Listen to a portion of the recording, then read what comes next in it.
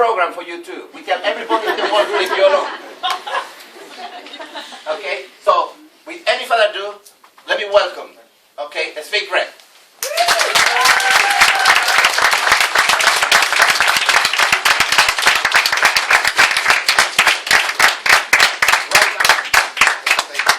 Right now, I don't know which one I am. Okay, I'm number one. There was a number 4 here. You're very confused. That happens also. Guys, well, thank you for having me here. I always love to be in London. I wish I was with my wife. She had a little mishap on a cruise 2 days ago. But the reason I wanted her here is that usually what we do is I have a lecture on how to make money, and right after that she comes up and she has a lecture on how to spend money. Now she's much better in her area than I'm in mine. But it's kind of interesting, you know, I never met yet a man that could actually make more money than his wife can spend. I didn't talk to Bill Gates yet, you know. It might be that someplace there is a limit. But right now we are all struggling to keep up with the requests of our ladies of the life. Anyway, I am by profession a professor of physics. Now don't hold it against me. You know, I am recovering professor of physics. I don't do that anymore. But when I was a little boy, I was always taught by all the wise people in my life that education is a #1 thing if you want to be successful in anything. I don't know if any of you heard that, but I said that the more you know, the more you have. You know, if you become a good student and you learn and you learn and you learn, you know, eventually you will be rich. And I believe that. You know, and so I did according to that. You know, I became the best student. I studied one faculty. I got my master's. I got my PhD. Just to be on the safe side, I finished the other faculty. I got my master's in mathematics. I had more and more titles in front of my name. Anytime I looked in my pocket, pretty empty. Not much there. You know, something's wrong with that theory. You know what I'm saying? Now, if this was only me, I would understand. But I had a lot of friends. You know, all my friends were professors. You know, big brains. They know the answer to every question that you could possibly ask. No matter. And right next to them, there is a young guy. You know, he opened a couple of businesses. He worked hard. You know, and right now he's a multi-millionaire. So something was wrong in this picture, and I could not understand this until I read the first book by a gentleman by the name of Robert Kiyosaki. Now, how many of you ever heard that name, Robert Kiyosaki? Oh, a lot of you have. You see, he is so famous now that in some strange places like Ukraine or Madagascar, there are his fan clubs. You know, right now he's very, very famous all over the world. But 20-some years ago, he wrote the first book that explained to the world how the money works. And it's amazing how many people in the world don't understand that. Well, Robert Kiyosaki in his first book, Rich Dad, Poor Dad, he told the world that there's 2 kinds of intelligence in this world. You know, there is a academic intelligence, where they teach you a lot of facts, you know, stuff like this. And then there's financial intelligence. Now, how many of you would like to have both? Would not be so bad, right? Well, there is a bad news here. Because academic intelligence you can learn at school. You can learn at the university. Not financial intelligence, though. Why not?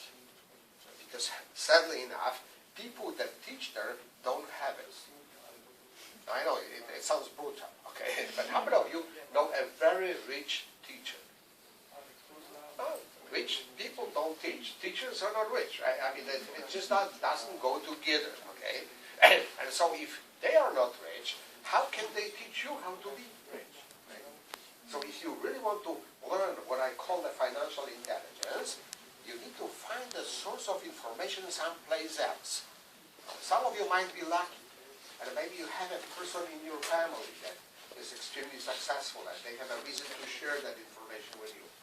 But most people don't have that. So the only thing that remains there is to find what I call a business school. Now, be a little cautious. When I say business school, I don't mean the high school of economics or whatever, or the University of Economics or finances or whatever, because all they teach there is also how to work for somebody else, just at the higher level. They teach you how to become a manager. A manager is not the same as business owner. And so if you want to learn, you need to learn from the source, from people that have done it. Now, I was lucky enough to find a business school like that. And today I'm traveling the world, and I'm not teaching quantum mechanics anymore. I'm teaching subjects like creating wealth and financial independence. And it's a very interesting subject. Let's talk about that for a second, because this is an amazing area. If you think about this, almost everybody in the world is interested in financial independence, and almost nobody understands what it is. Now, if you don't believe me, try to run a little experiment. Pick 5 people that you know. I don't care what age. They could be 16, they could be 60. I don't care what level of success. They could be poor, they could be rich. But ask each one of them, would you like to become, sometime in your career, sometime in your life, would you like to become completely 100% independent financially? Guess what the answer would be? Of course. Why do you think I'm working so hard? I got those 3 jobs, and I'm saving some money, and I'm trying to invest, and I just opened a couple businesses here and there, I'm working like crazy. Why? I want to be financially independent. Everybody around you wants to be financially independent. Now ask them the second question. What does it mean to be independent financially? And you will see an amazing reaction. People start stuttering. They say, well, I need a lot of money. How much? I don't know. £1 million, 5 million, 10 million. I don't know. Because if I give you £1 million today, would that make you financially independent for the rest of your life or not? They say, I don't know, but give it to me. We'll check it out. I say, okay, do you know somebody today? Because everyone here knows somebody successful. Now, you may not know them personally, but you know of them. All around us, there are people that are very successful. Do you know somebody that you can say about that person, he is financially independent for the rest of his life? And everybody gives me examples. And all of them are wrong. Let me give you an example. Okay, in the United States, what I hear very often is I know this brain surgeon. Brain surgery costs a lot of money, thousands of dollars. So he performs several operations a day. He's working hard. He's making millions of dollars. He's got 3 houses, 5 cars. He is independent. And I tell them, wrong example. Because your brain surgeon might have a mishap in his life, just like my wife had a few days ago. He can break his hand that he's operating. Now, once he breaks a hand, he cannot perform operation. How much money is he making? 0. Nobody pays him for somebody that he operated 2 years ago or 3 years ago.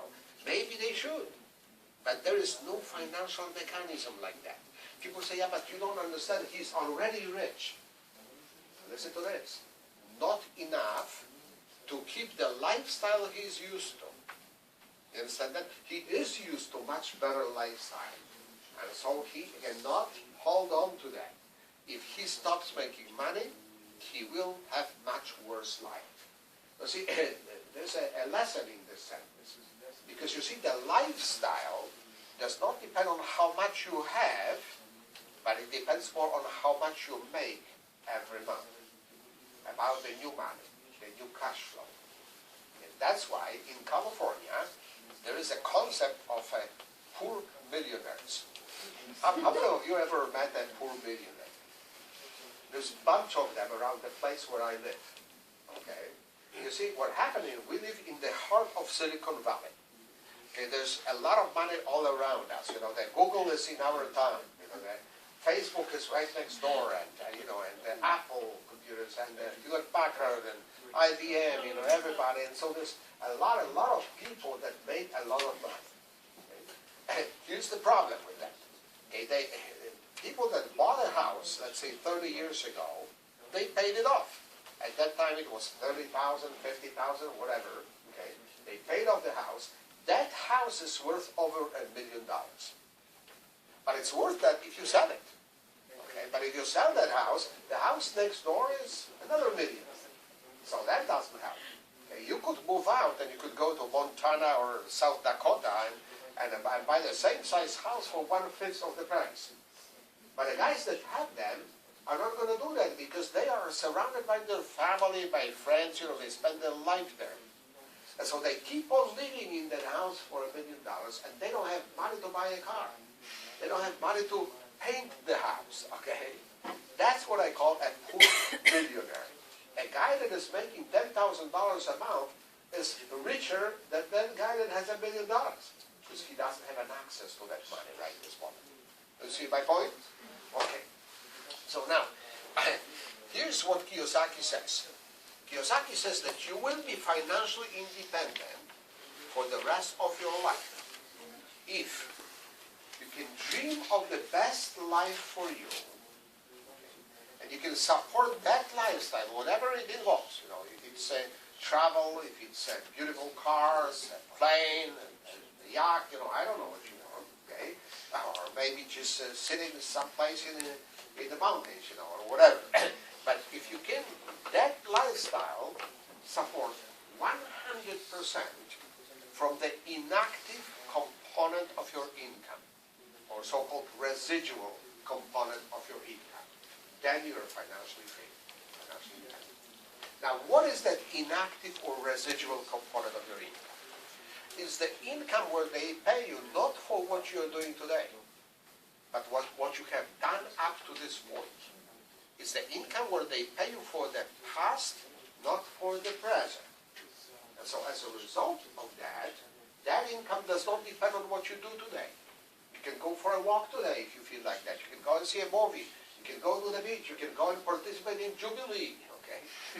And all this time, money keeps coming because it's not connected to what you're doing today.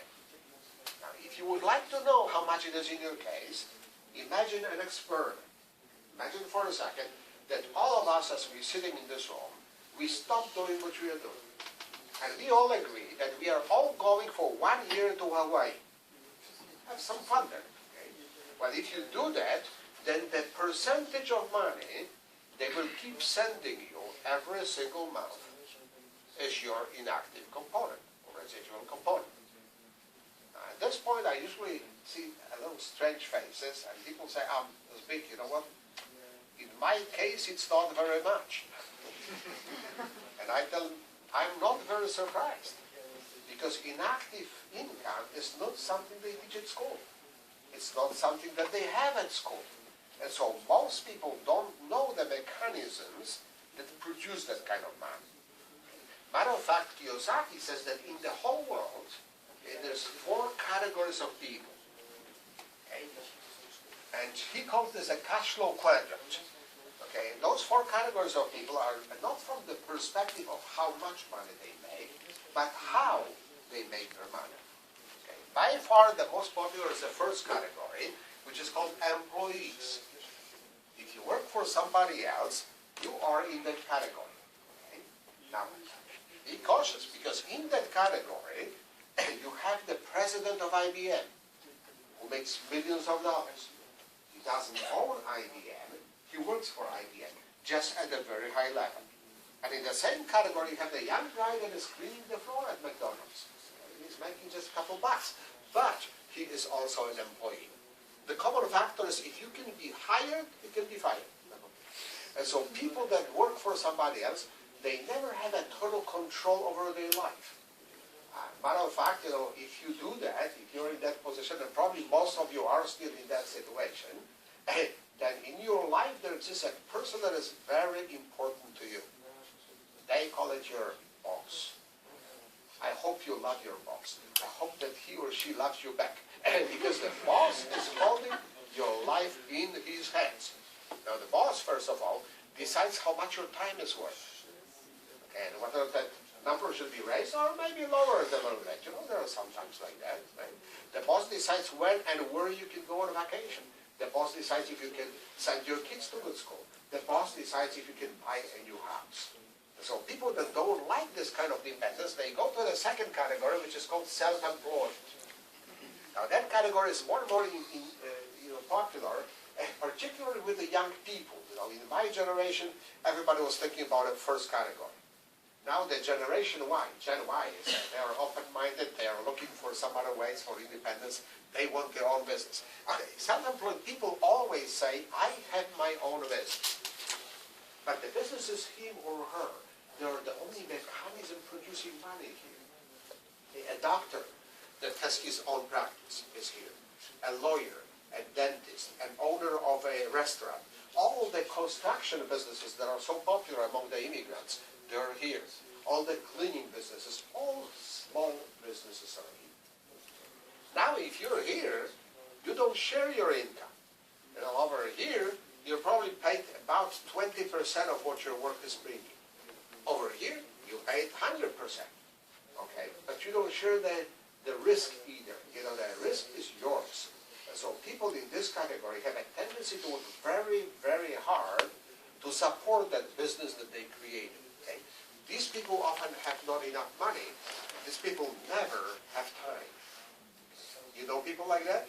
You know, they're okay, they're doing good, but then they're working 6 to 7 days a week, sometimes 10, 12 hours a day, you know, they work like crazy. Now the third category is the big businesses. Now here's a little confusion because, you know, this is business and this is business. Kiyosaki says this is small, this is big. How big the business has to be to get here instead of here? Kiyosaki says there is a simple test. If you can leave your business for 6 months and nobody will notice, then you're there. Now think for a second how many businesses like that you know. Okay, certainly not a doctor, not a lawyer, not a dentist, not a restaurant owner, right? But there are businesses like that. Take Microsoft. It's a big business. Okay? Now, Bill Gates has left a few years ago. Nobody noticed. Microsoft is doing good. Steve Jobs passed away a few months ago. Okay? Apple is exploding. Why? Because these guys, over the period of about 30 years, created a system that works for them when they are not around.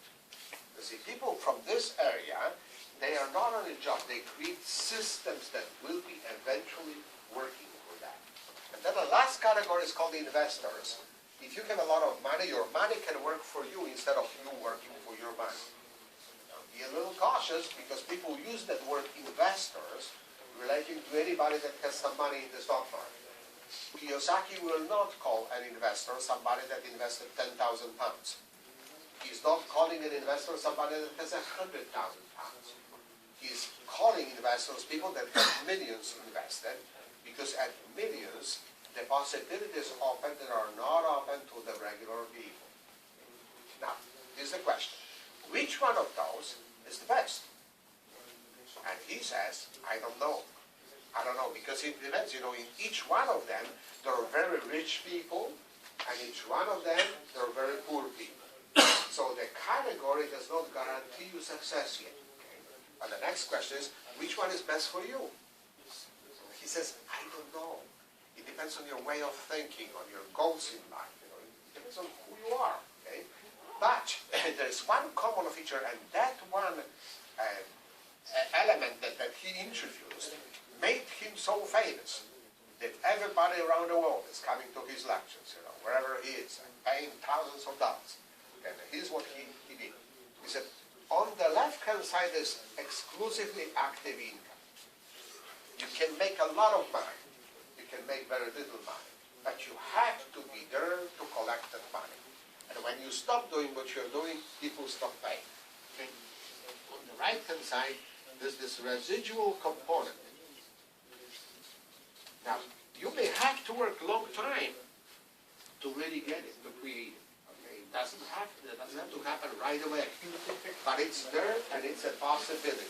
Okay? All right. Now, here is the paradox. You talk to your friends. Okay? And everybody says, I want to be financially free. I want to be financially independent. Now, rich people are in all four of those categories.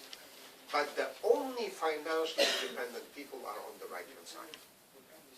Everybody claims they want to be, but you see, 95% of people in the world, even more than that, are here.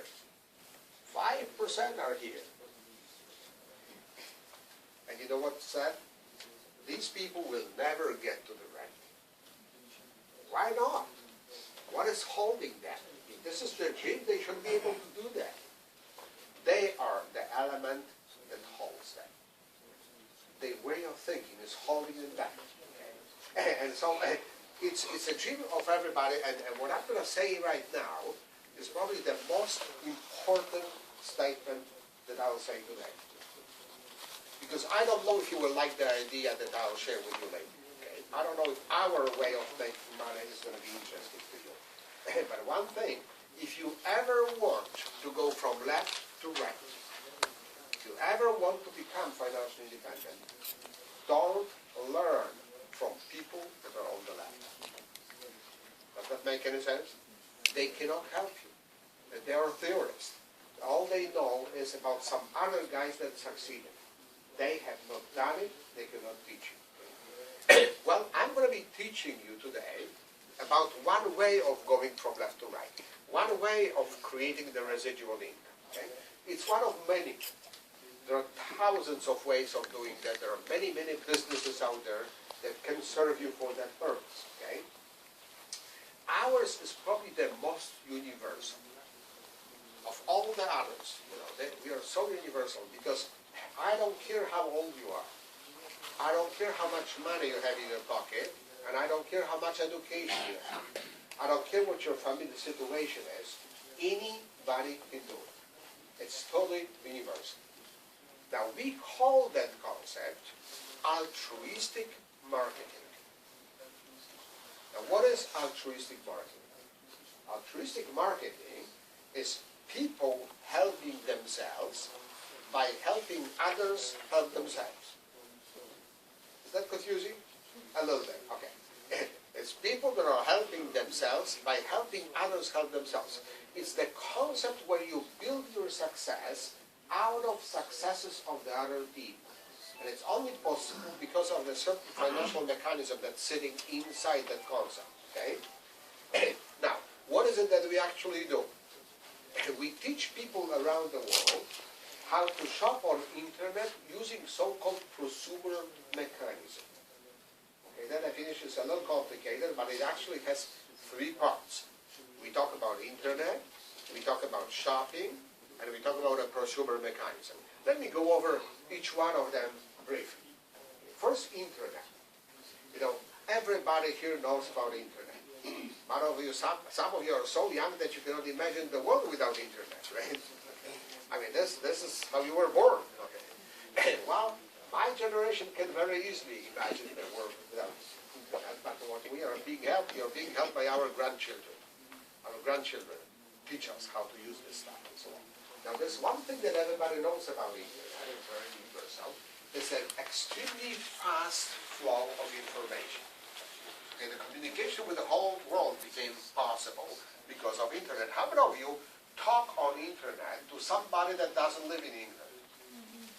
Well, how many of you know somebody that does? Okay, you know that every one of us. If you have a neighbor that has a 15-year-old son, obviously he's spending his life on internet, talking to Australia, and you know, I don't know, Bali or wherever that he has friends.